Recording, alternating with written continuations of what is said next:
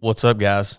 Welcome back to the 3 of 7 podcast. Today's episode is a fun one with me, PN, Pastor Nathan, and Blake. It started out as just a comms check, but kind of developed into a full-length episode, so I hope you enjoy it. It's always fun when I got my brothers here with me to kind of bounce ideas back and forth. So, yeah, it's a fun one. I hope you enjoy it. Real quick, I want to tell you about Shay Butler Knives, SBK Knives. If you're a knife guy like me, you should probably go and check Shay Butler Knives out at shaybutlerknives.com. The products that he puts out, the knives that he builds, they're all handmade, authentic. They're the most durable knives I've ever carried in my life. I'm a knife snob. I am not going to buy a cheap knife. And Shay provides, in my opinion, the best handmade knife on the market. I'll spend the next few weeks telling you guys about the different knives that I have from Shay, and they all have their own unique purpose and use. I just want to give you guys a heads up. We've worked with Shay and SBK Knives for going on about a year now, and our relationship has continued to grow, and I want you guys to go and check out his stuff if you enjoy a solid, I'm talking about a second to none handmade knife. You're not going to find anything else out there like this. So check him out at shaybutlerknives.com. He's given us a pro code. I'll attach it in the show notes of this episode that's going to give you 10% off anything that you order from Shay. I want you to know that these knives that Shay makes are heirloom pieces. In other words, they are going to last multiple lifetimes and completely customizable. Yeah, we'll get more into Shay and his knives as we progress. This is the first advertisement we're running for SBK. So there you go. There's your introduction. Get ready to hear more about Shay in upcoming episodes, and we may even have him on the podcast one day to hear his story, which is awesome. That's a great thing about working with Shay is he's a cool dude and has an awesome story, along with the fact that he is a master craftsman. Last thing I want you guys to do for me is stop what you're doing right now. If you're listening to this on an iPhone, and leave us a quick review, please. Just give us however many stars you want to give us, and just at least one word. Leave us a review. This helps us tremendously grow our audience. We cannot grow this thing without you guys. You are the body of it. Please, if you want to give back to this show, if you enjoy or have gotten anything from the content we've put out, just do us a favor, leave us a review, and we would greatly, greatly appreciate it. All right, guys, without further ado, here's today's episode. Enjoy. Well, everyone, welcome back to the 3 of 7 podcast and another comms check with the one and only Junebug, PN. And, man, we got to come up with something for Blake, man. He doesn't say enough to pin him down. Yeah. You know, even a fool is thought wise if he keeps his mouth closed. We'll just call you the fool. Yeah. There's another one. Dang, what is that verse? Something about you'll know a fool by his many words. I was thinking about that today. Can't nobody call me a fool. Well, if you showed up more often, maybe you'd say more. No, still be the same. What's up, guys? We got a crew in here today. This is a comms check. Thanks for joining in, whether you're listening just to the audio or watching us on YouTube. Yes, we post this thing on YouTube. It never occurred to me that people liked watching a conversation amongst people. I always thought listening was kind of made more sense to me, but a lot of people like to watch these things. It's kind of, yeah, it's weird. It's weird having the conversation because it's filming, and I feel rude to whoever's watching to not look at the camera, but it feels more rude to not just look at who you're talking to. Oh yeah. Well, that's just your inexperience. See, as you y'all come up, y'all get ready. Chad is in one of his picking on, aggravating moods today. So y'all get ready for some jokes on this one. as you come up through the ranks of public life, you just learn to just ignore the cameras. I'll never forget the first time I went and did a podcast that was being filmed. It was with this podcast called Electric People. It's a big solar company out in Salt Lake City, and they invited me out there. I can't remember if this was before or after I had done Rich Roll or any of those, but man, these cats had a sure enough studio. Like, they had multiple like TV camera setups. They had one that was on this thing that just rotated the entire time, right? I don't know what it was doing, capturing different angles, I guess. But yeah, it was like the first time cameras were involved, and it made me uncomfortable, like really uncomfortable. You know what I mean? But now it's just like, freaking bring all the cameras you want. I'm just going to act the way I act. You know what I mean? So what he's telling you is you don't have enough experience to be there yet. I'm fine to ignore the cameras. I was trying to work out yesterday, and somebody's taking a picture of me in the gym. I figured a man like you'd be used to that anyway. Yeah, I'm used to it. It happens everywhere I go. Yeah. Well, that was a good workout. It was good to be able to train side by side with PN yesterday. He was a little slow, but he had really good form, you know, and that really fits the bill with PN. You know what I mean? He's going to do every single rep perfectly, you know? Yeah, oh yeah. What's the point otherwise? Well, I mean, yeah, good point, I guess. I know a few of those push-ups. I know I got a little sloppy. Yeah. I know I did. And I thought about it.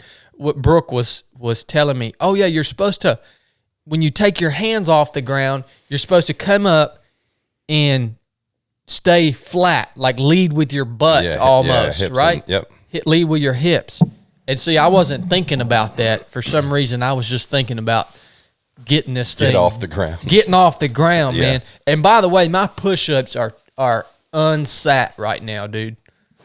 There's no reason I think that I shouldn't have been able to do, like you said, at least that first round, that first set of 50 unbroken.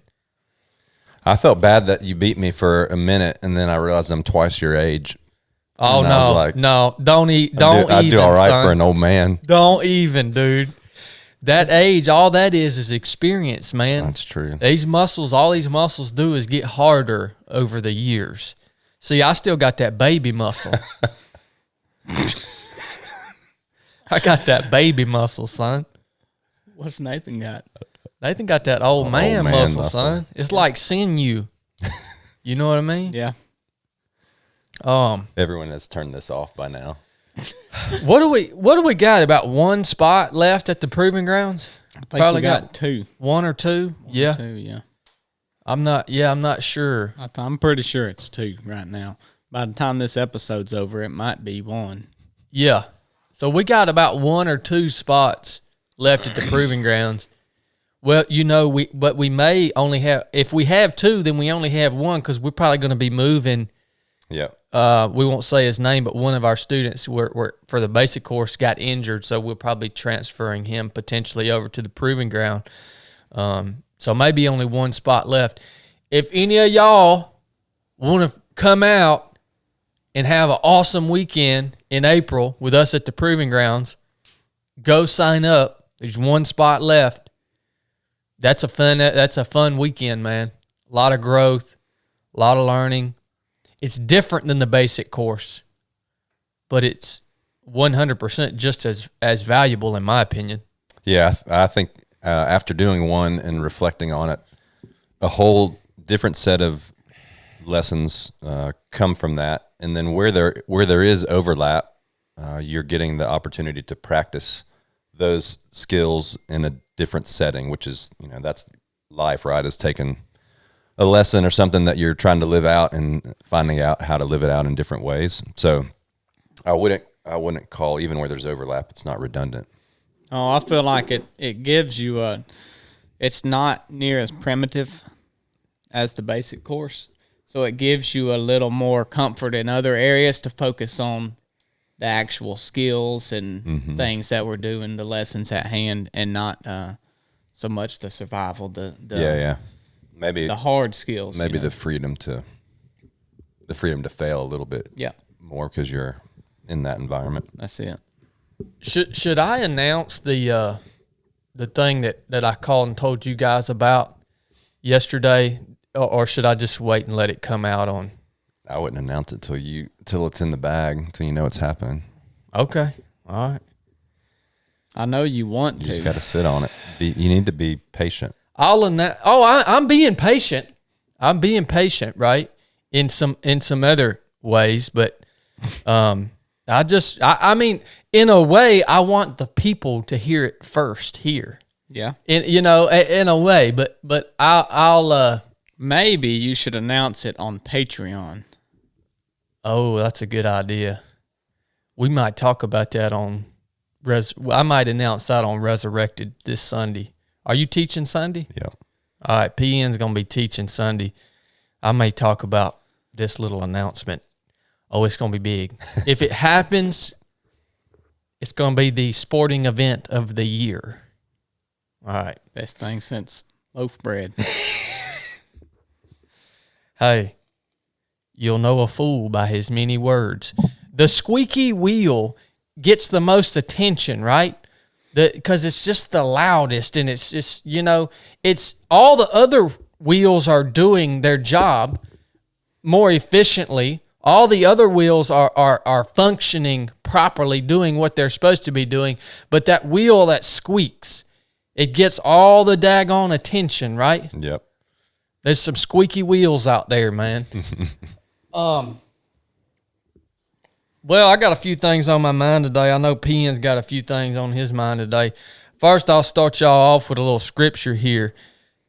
2 Corinthians chapter 5. For we know that if our earthly house, this tent, were dissolved, we have a building of God and a house not made with hands, eternal in the heavens. For in this tent we groan earnestly, desired to be clothed with our house which is from heaven. All right. Now, this verse was this is kind of what I preached on at Pops's funeral about departing from the tent that is our body, our earthly body, right? And as men that have spent a lot of time in tents, we can, I think, understand better why Paul used that analogy, comparing the human body to a tent. I mentioned Paul spent a lot of time in tents too, as much as the crazy places he went and traveled, and you know what I mean? And so I can think of many a times, and I know Nathan can even think of more times than me, where you are camped out in your tent on top of some summit, some mountain. And you wake up in the morning and it's early and maybe the sun is rising, and it's uncomfortable to get out of your tent. Maybe it's a little cold, there's a wind coming, right, because you're way high up, and it's real uncomfortable to depart from that tent. You think, I just want to stay in here, and it's kind of cozy. It's not really cozy. Right. It's just cozier. It's uncomfortable until you actually depart from that tent. Well, you will never be able to see the magnificence of the creation that you're surrounded by. You'll never be able to see the total picture. You'll never be able to accomplish your actual mission until you depart from that tent, right? But it is an uncomfortable transition. But once you get out of that tent and you see what's around you, you see what awaits, and you get moving a little bit, all of a sudden you're like, dang, I'm glad I got out of that tent, right? Mm-hmm. And that's what happened. That's what I talked about. We lost our grandfather last week. It's uncomfortable departing the tent, but hey, for you to accomplish what you were created to accomplish, right? Being in companionship for eternity with your Creator, you got to depart the tent one day. And there's only one message that gives us hope, because the fact is we're all going to have to depart the tent. And, there are times in my life that I struggle between what I want to put my energy into. The more secular principle-based messaging, all the things that you guys have heard me and Nathan and Blake talk about on the basic course, the Proving Grounds, or even on the podcast, the power of the spoken word, how to break tasks down, being patient, being present, being deliberate, all these great skills, right? They're all great things to talk about, but the reality of the situation is that none of those messages actually leave you with any hope.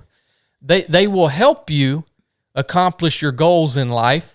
They will help you in a lot of ways be able to maximize your time on life or in life, but they don't leave you with any hope when you depart your tent.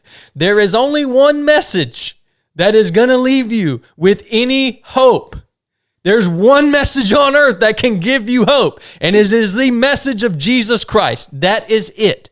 That is the foundation of any hope that any of us have, right? Yep. And we call it the gospel, right? That's what the church has termed it. The gospel just means the good news. Why do they call it the good news? Because it is the only news that will leave you with hope at the end of your life when you depart your tent. All right?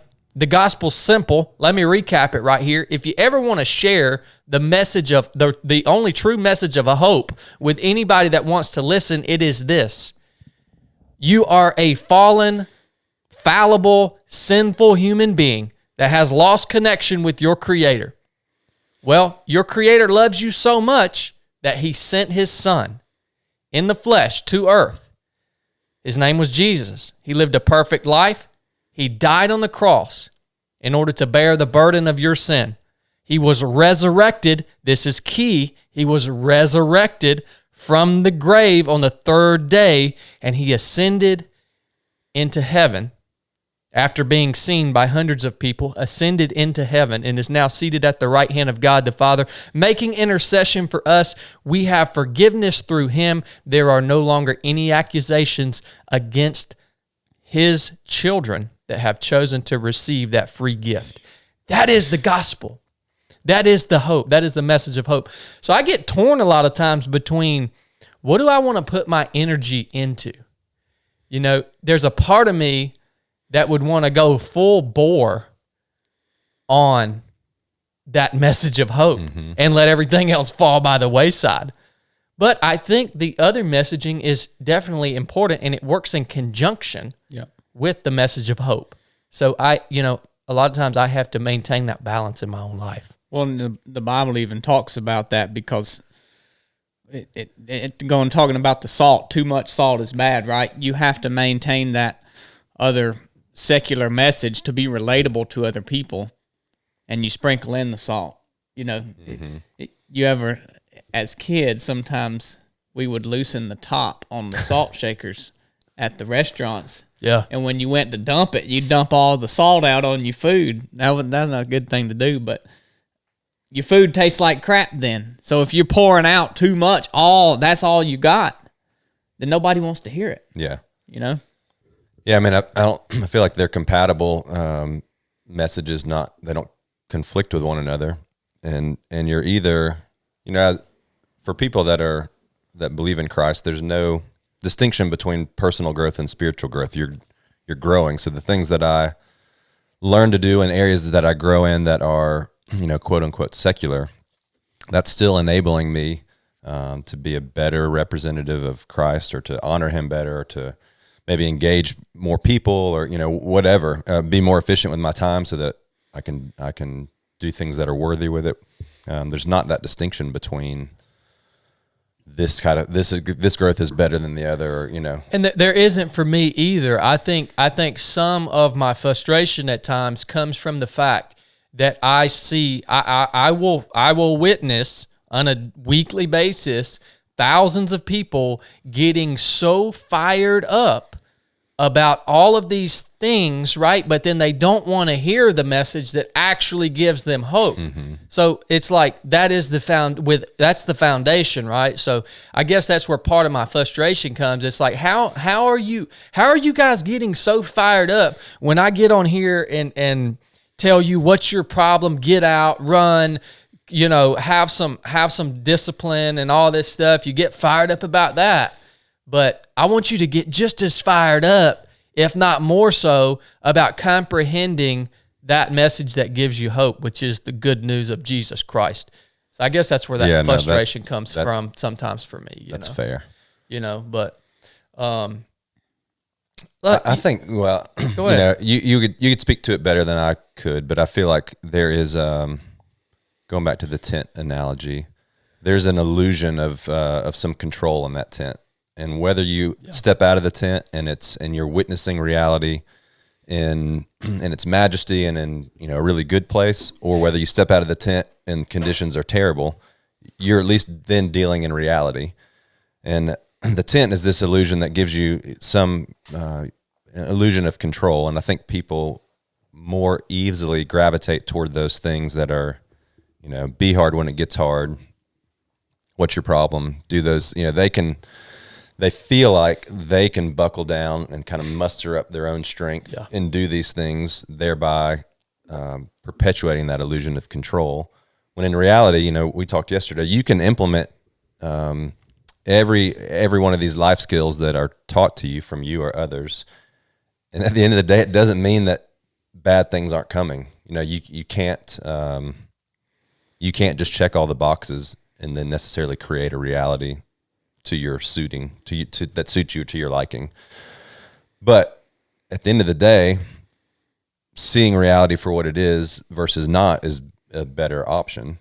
It's just when you stare at reality in its harshness, or even understanding that you don't have control, if you then don't know where to go to get hope or how to deal with that reality that you don't have control, that's a bad spot to be. That's it, man.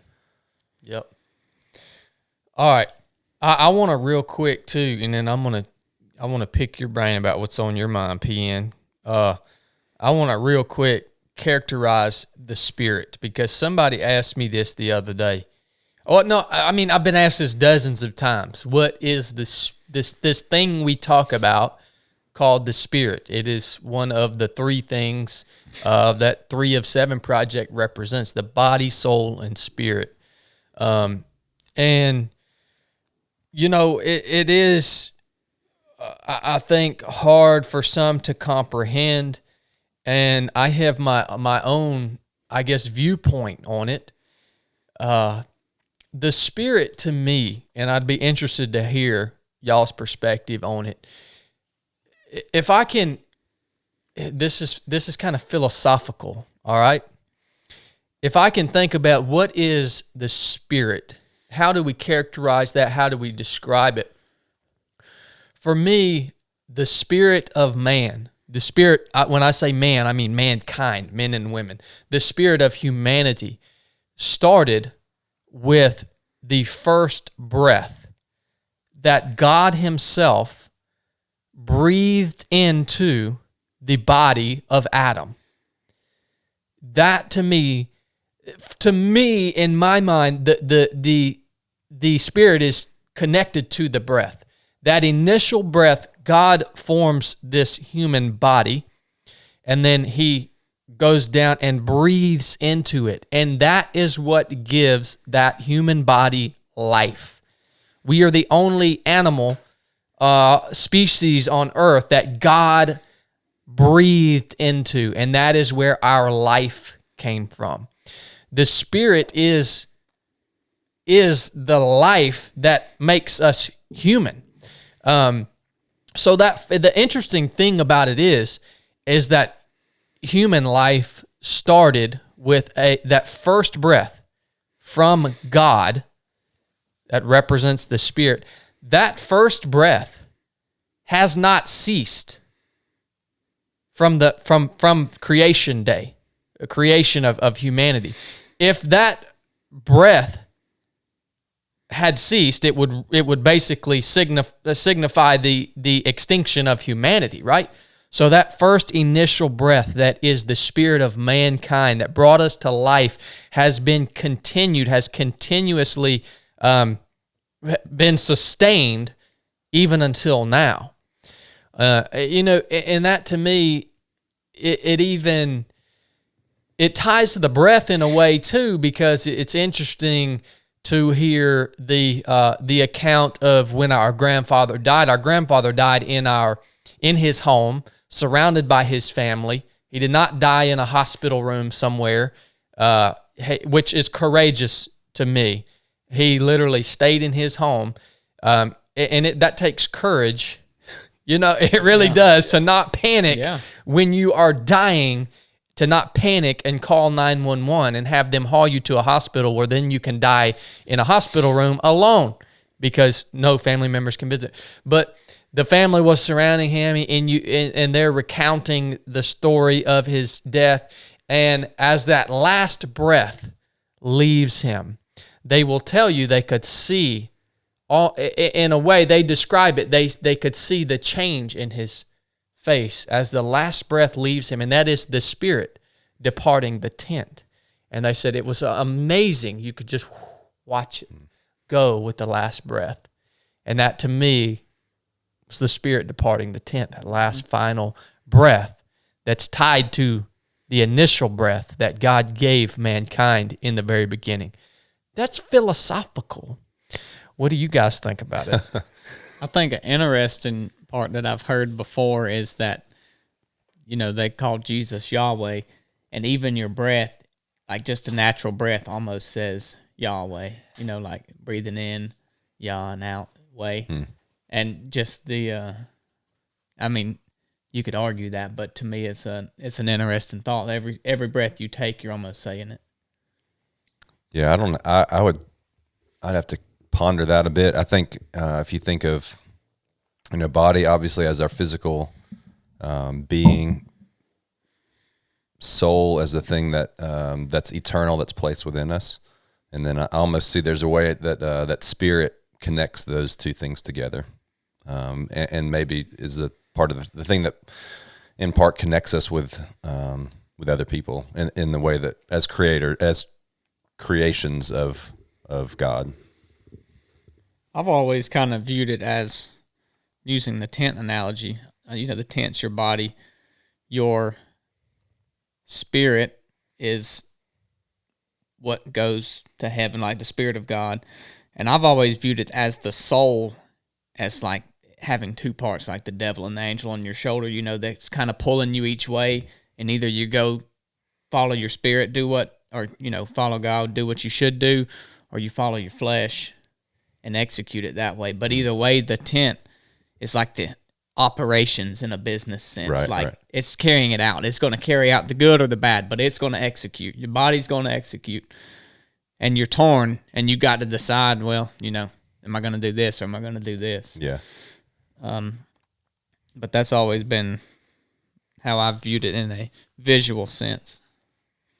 The soul to me is best categorized by the mind, will, and emotions. It's the mental part of us, right? It's the functions of the brain and how we feel about things and fight or flight and all of that stuff, right? That's to me how I understand the soul. It's a very clear picture to me. And then we talked about the spirit departing the body. And, there's a lot of, even was brought up by Tommy Painter the other day, there's a lot of not controversy, but there's a lot of different beliefs about what happens when you depart the tent, right? And there's really parts of the Bible that can back up a couple different views.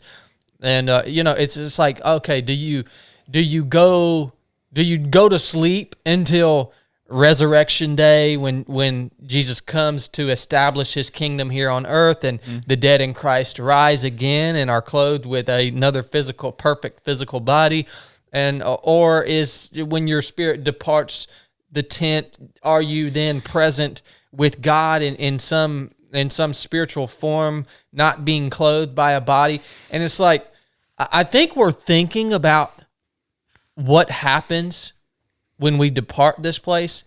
I think we're looking at it through a freaking toilet paper tube, because what you can't even comprehend, none of us can comprehend, is that when you depart this place here, you are no longer, as a spirit, bound by time, space, or matter.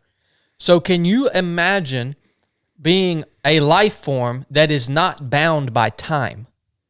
If you can imagine that, if you can even think that maybe you can scratch the surface of imagining that, when you are no longer bound by time, all of these theories can happen at the same time, right? Yeah. You can see everything at that point, from literally the beginning to the end, if there even is such a thing when you're not bound by time. So you can be anywhere. You can be at the beginning. You can be at the end. You can be in the middle.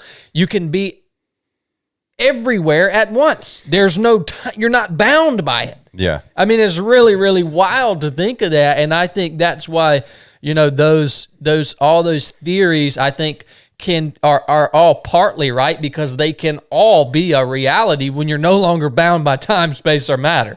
I feel like God is so, this everything that was created is beyond our comprehension. We're never going to comprehend it all, because if we could, why would we need God? If we could understand it all and everything, we could figure it all out. If our brains were as big as his, then we could do the same thing he could. So we're not going to figure it out, number one.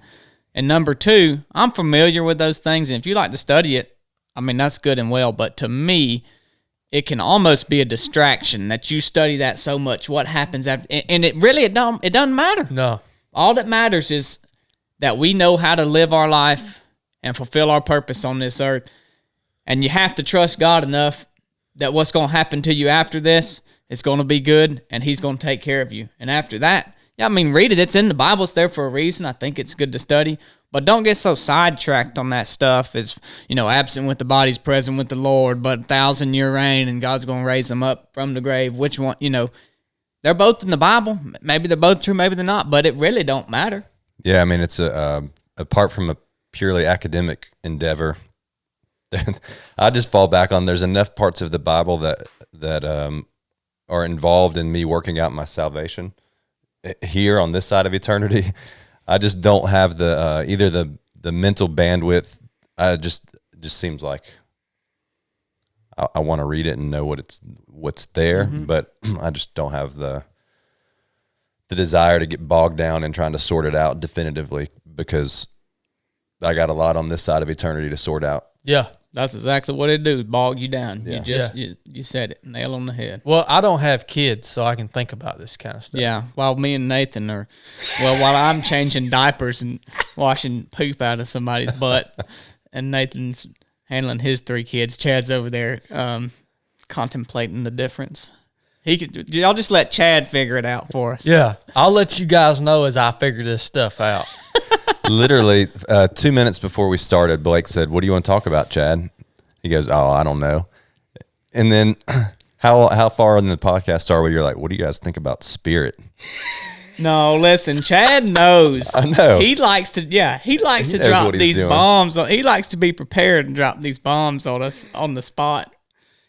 I'm the host, man. I have to be prepared, but I feel like it's just wasted conversation if we talk about it all beforehand. That's because you don't prepare. Well, look, the more unprepared you guys are on these podcasts, the smarter I look. Well, and honestly, the more real answer you get. Well, yeah, that's true. You ask someone, you getting their raw thoughts. Yeah. Yeah. What's on your mind, PN? I know you had some stuff you wanted to talk about on today's episode. Yeah, I thought intended to just come on and hijack it, but Take over.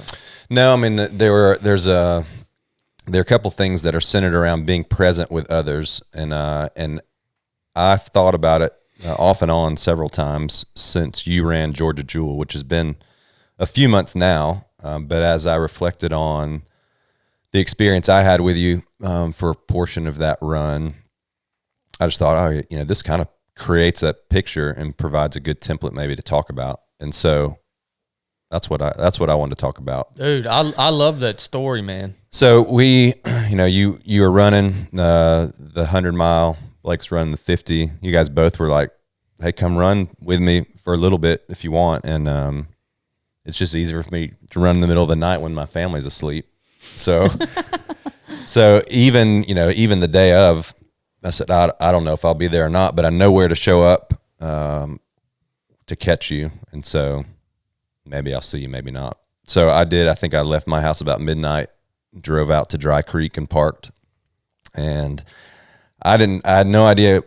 I think I did get your bib number before going, so I could check in and at least find out were you out on a loop or what. So I did that, but beyond that, I just parked where I could see runners coming in and out, and just hung out until I found you. And so, boy, it was nice to see you too. I think you had done two loops maybe, and I think I was there in time. I could have joined you on your second loop, but it took you coming in and out once for me to figure out who you were. Anyway, so I ran it behind you, and we ran two loops together, and so probably 13 to 14 miles. I don't remember what those were. So a little bit of time. They seem like they take forever, dude. Yeah, well, by that point, it was in the wee hours of the morning. You had been running a long time. Yeah, and we're 60 plus miles deep into this race. Yeah.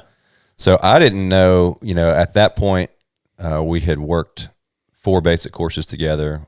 We have a pretty good friendship, but I've not been with you in that setting. And I know as I run up to you and say, hey buddy, I'm here, let's run. I know that the things that I'm curious about, I'm going to not get straightforward answers if I say, how's it going? How are you feeling? Because I know the way, at least I know how you're working mentally in the race, but I'm still curious. And so I think I just said, hey, I'm here. You let me know if you need something. And you said, really just you being here. And you said it several times throughout the night. Like, you being here means a lot to me. That's all I need. I appreciate it. Yep. So I have a question to you. What was it about that presence, me being out there with you? Like, what did that do for you? Well, I tell you, it boils down to it being you, who you are. And it would have to be somebody like you or Blake or so. What you do a lot of times, specifically for me, Nathan, is whether we're running a course or whether we're out there running that race or whatever it is, I could describe you as like a rock, man. So you give me confidence just by being there. Because what happens is I know when you're there or when Blake's there, when you're there, man, it's like at that point I can take a wrap off and be like, all right, man, whatever happens, I know these guys are going to handle it. Like I know, you have a real, it's a real gift that you have, just your presence. So in other words, if it would have been somebody else that even I'm friends with, if they would have came and ran those loops with me, I still feel like I bear the full burden of what happens or what I might encounter out there. But when you are there, like I said, in whatever arena, I can then confidently pass some of that burden off to you and know that it's going to be taken care of. So that's what I was feeling there. I was like, all right, man, Nathan is really a rock, and whatever happens out here, he's going to carry whatever burden I put on him, he's going to carry it out and carry that burden as well as he possibly can. I think it boils down to trust, right? Like, you know that you trust that he's going to handle the situation, whatever it is. It allows you to take energy off of worrying about the situation itself, and all you had to do was focus on running, not really, not even so much where you're going. Yeah. If you had turned down the wrong trail, Nathan had said, hey, man, the flags are back here. All you got, frees up a lot of energy. Yeah, it really does. It frees up a tremendous amount of energy. And then I think there's another small piece there that helps me tremendously, even especially out there that day. And it's not as large as the first part, but there is definitely a sense of accountability there that this is my partner, this is my teammate. We work together. Mm-hmm. We carry out missions together. So now I have to uphold the standard. Not that I'm going to slack on things, foundational standards like integrity and not quitting and this and that. But when you're out there alone and you're that deep and it's middle of night, it's easy to maybe walk some miles that you should or could be running. Mm-hmm. It ups the level. Yeah, level up of accountability. There's an accountability piece there, yeah. That makes sense. I think it was interesting. Initially, I was pretty aware of just my own thought process, and so to hear you describe that, it's cool because that met a need that was different from one that was already being met. So you had a guy crewing you, and he was dialed in on what to do when you came into that rest stop. As far as he would meet you 50 yards ahead of where he had stuff set up and find out what your physical needs were. Yeah, and was pretty efficient in meeting those. 100%. And so to hear you talk about how a person's presence met a different set of needs for you in a different way. So when we start running, I just can I have to take to the bank at that point. I just said, let me know how I can help you. If there's something that's different from me just being here, you let me know. And I'm not one I don't have a lot of words. I couldn't chat you up for those 2 loops, nor did I didn't even know if you wanted me to, but all I could do. But in the back of my mind, it's like, is there something I should say that to encourage him? I felt like this isn't enough. And so it's interesting to hear how the need gets met, but then to realize when you're in the position and you have the opportunity to provide presence with someone, it's kind of a hard thing to do. Yeah. Because you're very aware of, I'm not doing very much. This isn't tangible. I'm not really offering verbal encouragement that I know is making a difference. I'm not meeting these felt needs. I'm not doing anything. And as I've reflected on it in the context outside of running, I think one of the things that makes it difficult for us to share presence with other people is, one, it does cost us something. In that case, it cost me some sleep and some time and some miles. But I think more than that, it's twofold. One is the feeling that you're not really doing anything for that person. It just my offering presence doesn't feel to me or to the person like I'm really meeting a need, even though that nothing could be further from the truth. And you were very conscious of that. I know that was weighing on your mind because I can remember when your headlamp ran out of batteries or something, and I was like, dude, just stop, change your batteries real quick. And you were like, no, I'm not slow. I'm not. Yeah, well, I wasn't going to come slow you down. Yeah, but you were conscious of the fact. You were like, I could tell you felt like maybe you weren't giving enough, and you for sure weren't going to detract from anything. Yeah. Where in reality, you were giving way more than you could possibly detract from by stopping and replacing your headlamp batteries. You know what I mean? Yeah. No, I definitely, like, in my mind, in that setting, you were the one involved in the big season of difficulty, and I was there to help you. I was not going to do anything that I saw as detrimental to that effort. But I think the other thing that makes it difficult to offer presence for people is that it's hard to watch someone go through and suffer, knowing that you can't really do anything to ease their suffering. I couldn't make the miles easier for you. When your stomach started messing up on the second loop, like, I couldn't resolve that for you. I could still be there. I started to say all I could do was be there for you.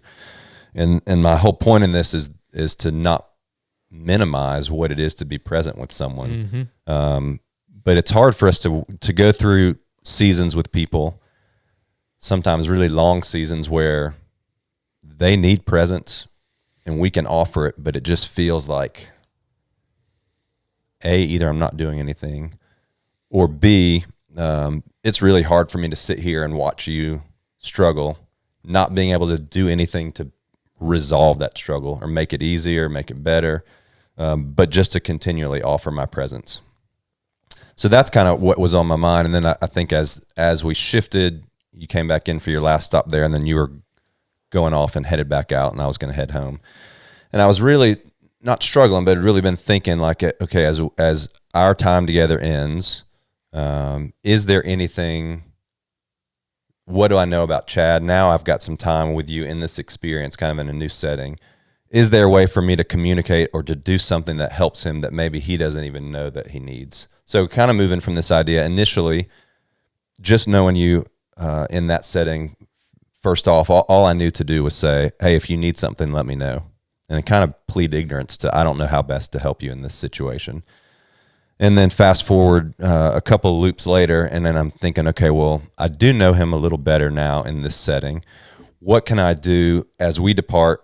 Is there a need he has that maybe he hasn't even thought of, and how can I meet that need? So trying to move from this idea of not, let me know how I can help you, but here, I'm going to help you now because I've spent time and I know you well enough that I'm going to do something for you. And the best I could do in that place was, we had been talking a lot that probably the weeks leading up to that about the idea of living to a standard, and this the creed that we use on the basic course had really been resonating with people, and we had been reflecting on that. And so, I just thought, I think the best thing I can do is encourage you to do the things that you're wired to do, to essentially finish the race to a standard, not to be concerned with results, not to be overly concerned with what your stomach does or doesn't do to your ability to run, but just finish by holding the standard. And if you did that, regardless of the result you got, you would win. Yeah.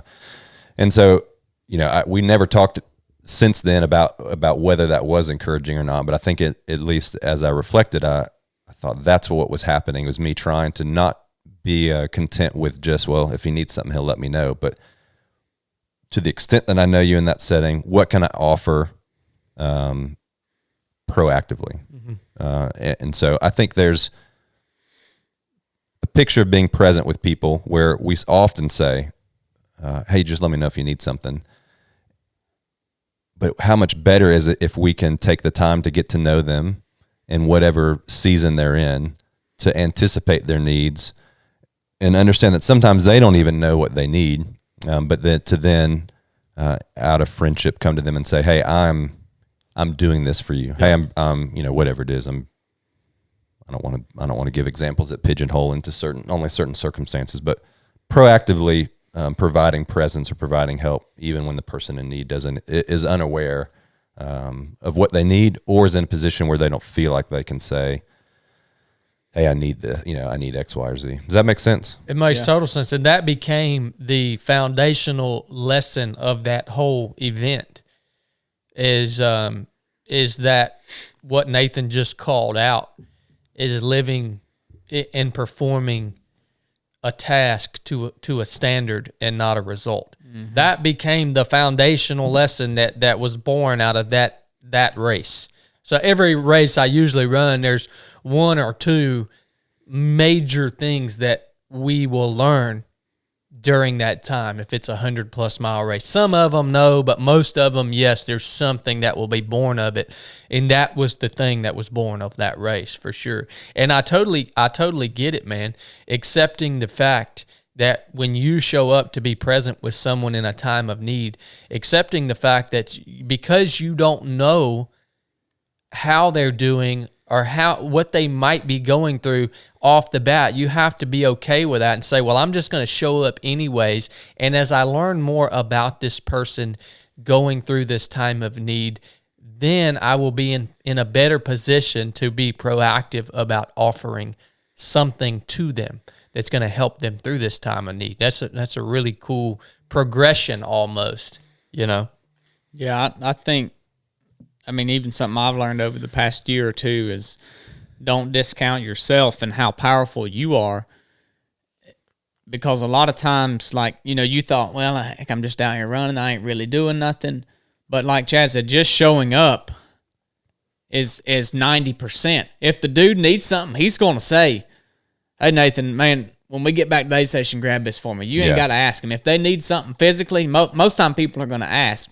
But just showing up, whether you feel like you're doing any good or not, there's just something about certain people's presence that is going to do much more than you could ever do physically. Or Yeah, there's I think I mentioned him, the first Resurrected that I taught, a guy named Kurt Thompson, and he talks about the idea of being known and being seen. And he says when a person is seen empathetically by another person, you know, I see you in this place and now I can relate to you, and it changes the brain chemistry of both people for the better. And so I think it often comes down to, one, realizing that there's meaning and power behind it. Two, being deliberate and empathetic enough to do it, and then just having the long suffering to do it for whatever the duration of that season is with someone. But in it, I think, when it's done well, everyone's encouraged. You know, I was encouraged by my time with you in it. You were encouraged as well, and so I went through one of the lowest points on my whole race there together with you on those loops, man. I didn't know. We were just running. Chad's quiet. He like ate an orange and kind of mumbled something, and then just goes, "Well, you just saw me come through a real dark place."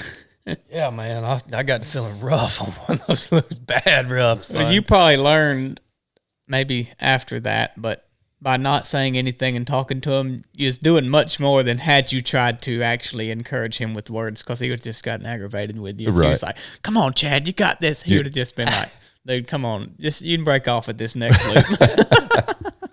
Well, you know, I think I know I can only speak for myself, but I have been fortunate enough to have experiences that have forged a place inside of me that I can go to where I a lot of times I don't need or nor do I want, nor am I benefited by actual words of encouragement. Now, others, it's different. And it may just be a personality difference, you know what I mean?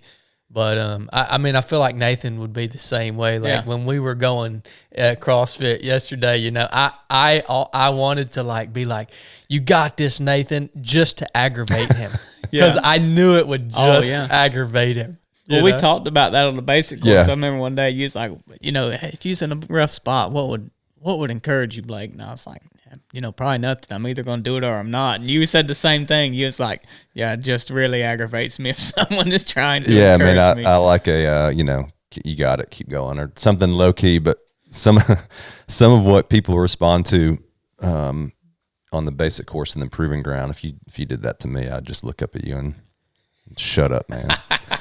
But that's become a question I ask people, is how are you best encouraged when it's hard?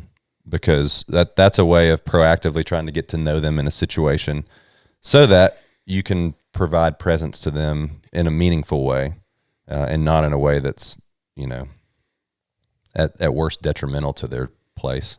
Yeah. Well, I'll tell you, man, there's so many places in life where this can apply, not just to being out there and supporting someone on a race. You even think the most recent thing in my life where this lesson applied was losing my grandfather. And so, you know, he passed away late one night, and, you know, the next morning, the family was all there. There was nothing I could do. Like, you know, we even, you know, you even reach out to them and say, hey, if you say, hey, is there anything I can do? Do I need to be there tomorrow? They're going to say, no, there's nothing you can do. Right. Like we're just sitting around, you know, eating food and hanging out and trying to recover from this loss.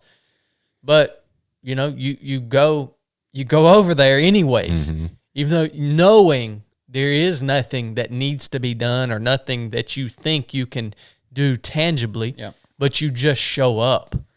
And like Nathan just described, you will find if you switch to that then proactive mindset, you show up first with no specific task. You will find gaps that need to be filled in ways you can help. And that's what happened with us, when we go over there and, you realize, well, Dad and Nanny been up for 48 hours and they've got to now drive over to, make arrangements. And then you're like, oh, well, I'm glad I'm here because they don't need to be driving. We can drive them, so you switch to that proactive and you can start plugging yourself in to situations as you see what they actually need that they don't even know they're going to need, just like Nathan said. I mean, so that is the way this lesson has applied to me just this week. And it's worked and literally played out in the exact way that Nathan just described it. And I even learned something similar, and I would add to that to do it, I'll say selflessly, not that we went over there like, hey, I'm mourning too, but it was further down. It was me and Chad were sad, but we knew that Nanny, his wife, was going to be in much worse shape, and Dad, and kind of working down the line, and at the funeral home, they asked me and Chad to speak, and I mean, I very rarely ever cry or show much sad emotion like that. I just don't. It's not like, it's just not I'm just not that way.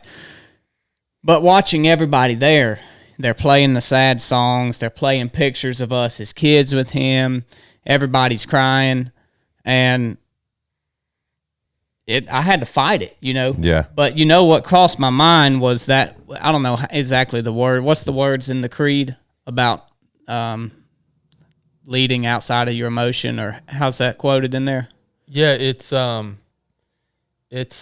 just essentially not allowing your emotions to lead you. Yeah, and so that's what I thought. I thought, look, I'm here. They've asked me to do this.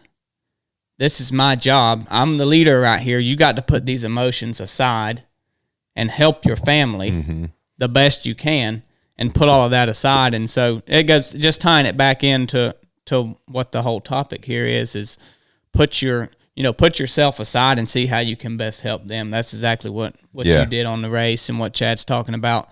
We drove 2 hours out to their house.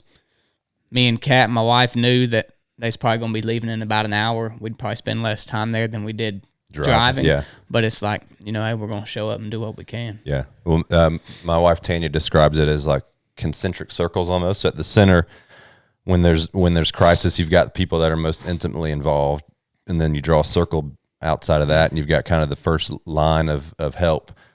And the people in that line, they could go to the next line if they need help, but they don't go to the center. Does that make sense? Yeah. You don't go to your dad or your grandmother and say, "Hey, I'm really having a hard time," but you might go to someone that's in the next circle out, just as a real tangible kind of mindful way to show care for people that are in the middle of really hard stuff. Yeah. Well, and I'll tell you what, don't ever volunteer to be the keynote speaker at a funeral. That was tough. Man, I got the short end of the stick on that. And man, it was an honor to get up there and memorialize my pops, but they stuck I had to get up, man, right when everything was at its climax of emotion. Yep. I had to get up and talk, and man, I started the whole thing off with, man, this is a lot harder than I thought it was going to be. It was. That was an experience, man. It's and Blake and I are, we're still. I know, Nathan, you lost your grandparents quite a while ago. This is kind of new for us and our family. We're just now getting into those. We're getting old enough now where we're starting to lose the older generations. So it's something new we're having to work through and learn. And I went to no telling how many dozens of funerals and memorials in the military and the teams, but those they were just different, Right. They were different. But well, y'all got anything else on your heart? This was more of a full-length episode than a comms check. I knew when you started asking about spirit, we weren't going to be at 20 minutes. No, I mean, it's all good. I may not even title this as a comms check anymore. I just titled this Time with PN. Rambling. Any housekeeping stuff y'all got on the business end? No, we'll be putting out some more basic course dates soon. So I'll be looking for those. Yeah, summer dates. Yeah, we hit on the proving ground. Join us for Resurrected if you want to hear Chad's big announcement. Maybe. And even if y'all don't know, we have it's almost like a private social media group. It's on a platform called Patreon, and it's where our VIP number one supporters that enjoy the show, they can sign up to give $25 a month. There's two other tiers, a $5 and a $10 a month. The $25 a month is the one where we do Resurrected for them. And I post my daily training load. I do bi-weekly check-ins revolving around fitness. Nathan will drop in, check in every now and then with video. Blake will too. So it's just a fun place where we get to interact a little more intimately with you guys that do enjoy the show. And you guys make this show, you guys that support us on Patreon, make this show possible in a big way. As a matter of fact, your contributions helped us build this studio. It's helped us buy this equipment. I mean, everything that you see, you guys on Patreon are helping carry that load. So we can't thank you guys enough. And there's a coupon code for the proving ground on there if you're going to sign up. Oh, yeah. Dang, there sure is. I forgot about that. All right. Last thing I got. One of our sponsors that sponsored today's episode is Wazoo Survival Gear. I don't know if you guys have heard about them. We all use Wazoo, some product from Wazoo, anytime we're out in the wilderness. Got their belt on today. Yeah, Blake's got his cash belt on. I think I have my cash cap on right now. Yeah. We use Nathan misused a ceramic razor blade the other day. So. Prompted a PSA by Wazoo Survival. I just felt good that I wasn't the only one that did it. But yeah, when I texted him about it, he had my number dialed. He said, "Did you use it this way?" And I said, "Well, yeah." He goes, "Well, you should have inverted it, or closed it." So what we're trying to tell you is we've put this stuff through the ringer. We've used it the right way. We've used it the wrong way. We've put it through the ringer out in the field. We believe in these products. We believe in the mission of Wazoo. We've had Dustin and Nick on the podcast, the owners of Wazoo Survival Gear. They've been on a previous episode. They just make really great wearable survival gear. So if you're into that stuff, if you want to be more prepared and more capable in any environment that you go into, whether it's an urban environment, a wilderness environment, or just driving back and forth to work every day, go check them out. I'll attach a special link to their website in the show notes of this episode. If you don't know how to scroll through the show notes, their website is wazoosurvivalgear.com, but they've given us a special URL for our listeners that you guys can click on. Go on there. They've given us a pro code. It's just 3, the number 3 of the number 7, all caps. That'll give you 20% off your order from Wazoo. So check them out. Go get you some. Hope you like their stuff as much as we do. Get out there and use it. All right, guys. That's all I got. Yeah, that's all for me. That's it. Get June busy. bug. Thank you, PN. Yep. Enough said.